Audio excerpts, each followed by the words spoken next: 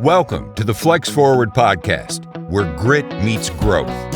With your host, Nic Espanet, bringing you stories of resilience, reinvention, and the real climb to success.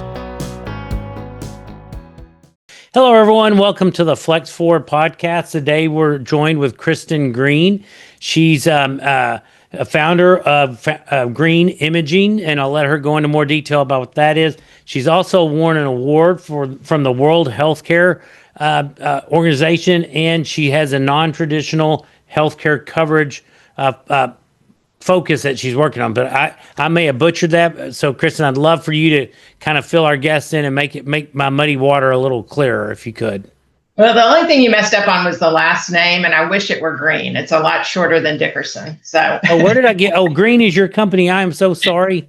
That's okay. I might as well change it. Yes. Okay. I even put that wrong in my notes. I must have been doing. Yeah, I have Dickerson up there. I'm so sorry. Not a problem. Not a problem. Yeah, I'm a radiologist, trained in Houston, and my background is that I went over to practice near where I trained in the Texas Medical Center at Diagnostic Clinic of Houston because I never wanted to have to deal with the business of medicine. I just wanted to practice. And within 3-4 years, I was managing partner of it because the practice, wasn't running the way it should because the business wasn't running the way it should. And so, ironically, I have continued down that path. I was at Diagnostic Clinic for 13 years, had started my own radiology group of Houston, ran for a while and was kind of the predecessor to Green Imaging, which was founded almost 14 years ago.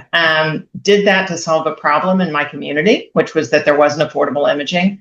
The chain of imaging centers that was operating in network was purchased by a hospital system, and the prices tripled overnight.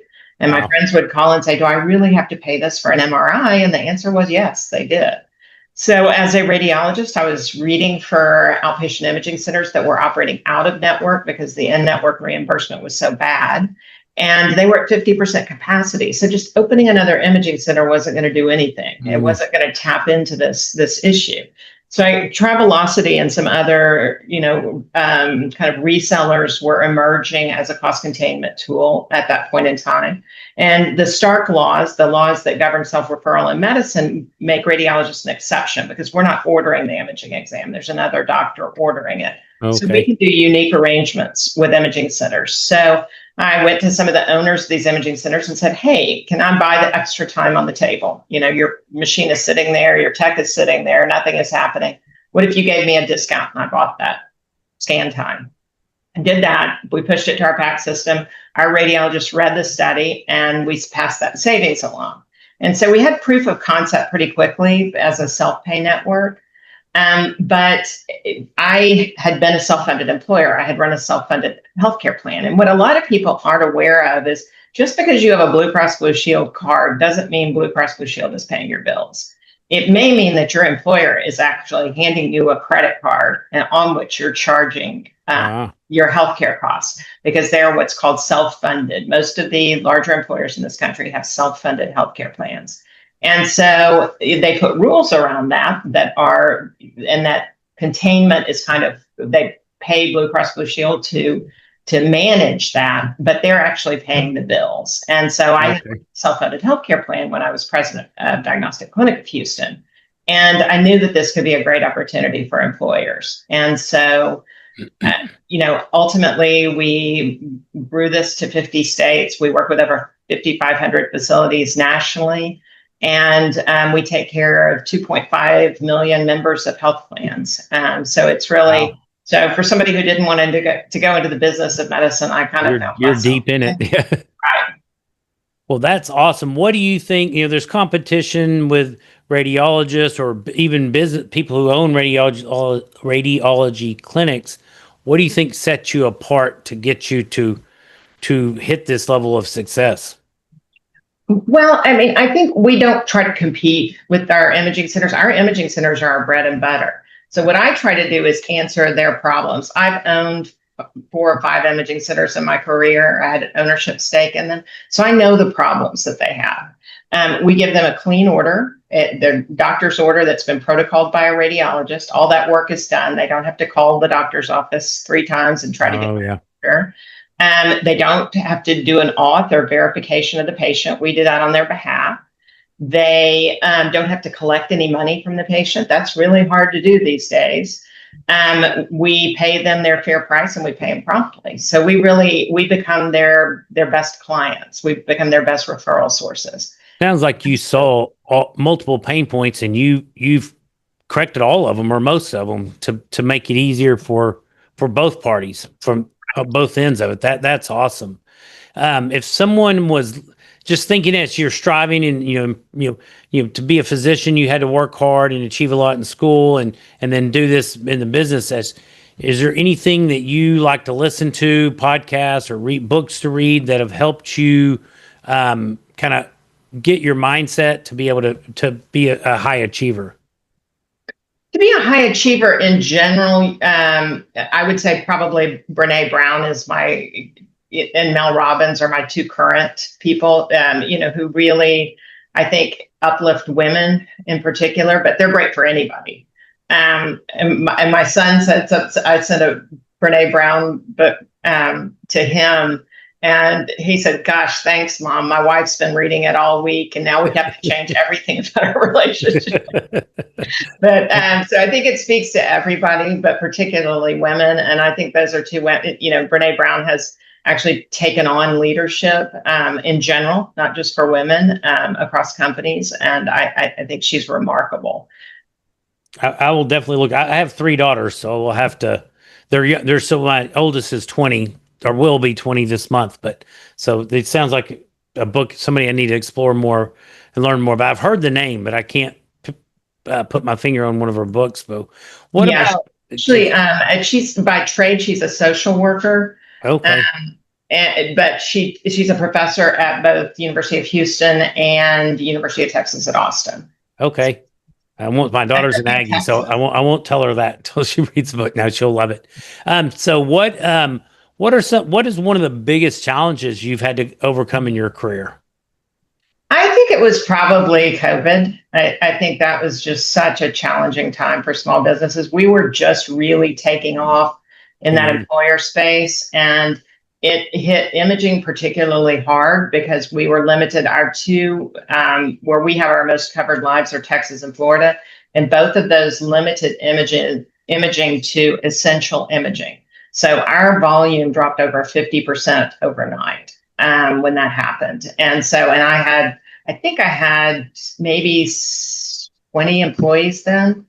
And Wow. didn't have work for people to do. And so, the challenge that I gave myself was not laying anybody off. And so we really put people on projects. My partner and I didn't pay ourselves. And we really, ultimately worked our way through a really tough, especially that first year was really tough.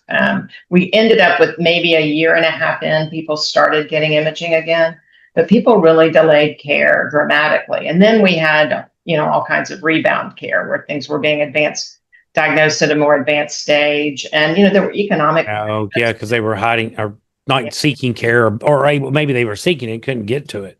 Right. So that was another challenge that we had. I had a partner that I took on early in Green Imaging's growth. And one Saturday morning, I was doing my radiology reads, and got a phone call that he had died, 40-year-old died over sudden cardiac death. So that was another one that was really tough. Yeah, but the major, and was there something you leaned on at that time? Maybe back to the Brene Brown or something that, getting through those challenging points that you can think that helped you get through those? I think faith is tremendous, but I think it's mostly, we have built our company is somewhat a family business. My husband is a co-founder. My sister, who's an attorney, is my right-hand person. She does all our contracting. Our COO is a friend from college who we've stayed.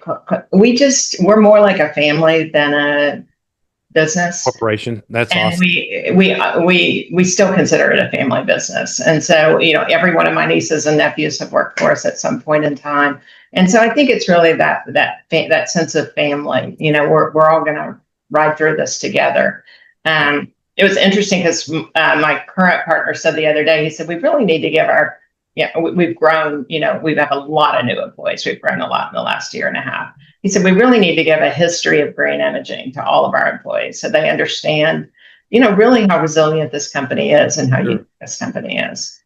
That would be great, especially new people coming in, or even for you guys to kind of remember what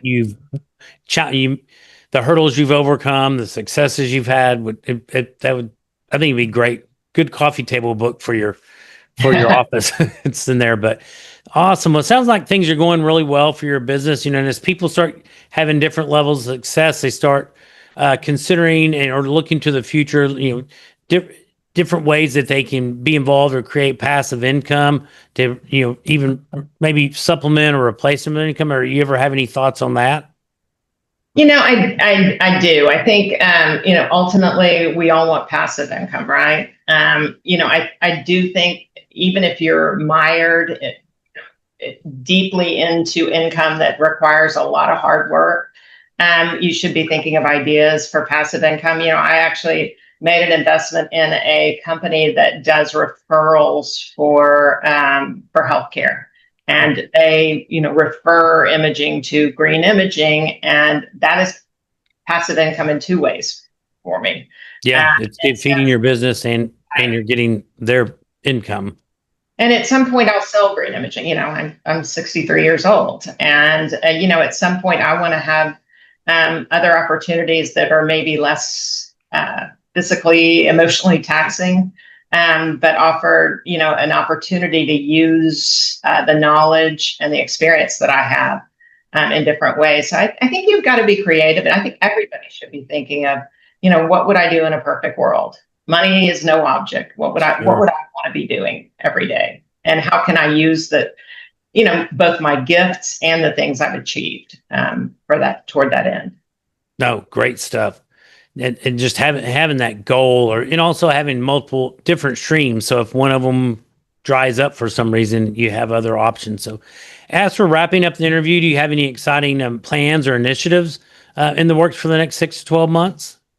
Well, we really do. We have a scheduling concierge team that will, if a self-pay person just needs an MRI, and in Texas now, if it's if they're on a health plan that's regulated by the Texas Department of Insurance, the insurance company has to apply that to their deductible. So we want it to be a little more self-serve for members, that people can just go. I love having, even our web chat is manned by real people, but people like tools that assist them. And so we're really working on a tool to where somebody can very quickly look up that information and be armed with that, and know if that's a good price, or if it's a good facility that they're dealing with. Oh, that's nice to have the ratings, because we're on a self-pay, like a sharing program, and just seeing that go out, and we have to go through the negotiations of getting cash pay. It's a lot easier now. We've been on it for over a decade. Early on, you would ask somebody about a cash pay, and they're like, well, it's the same price. I'm like, no, we work with lots of the health shares, and our company is on health share.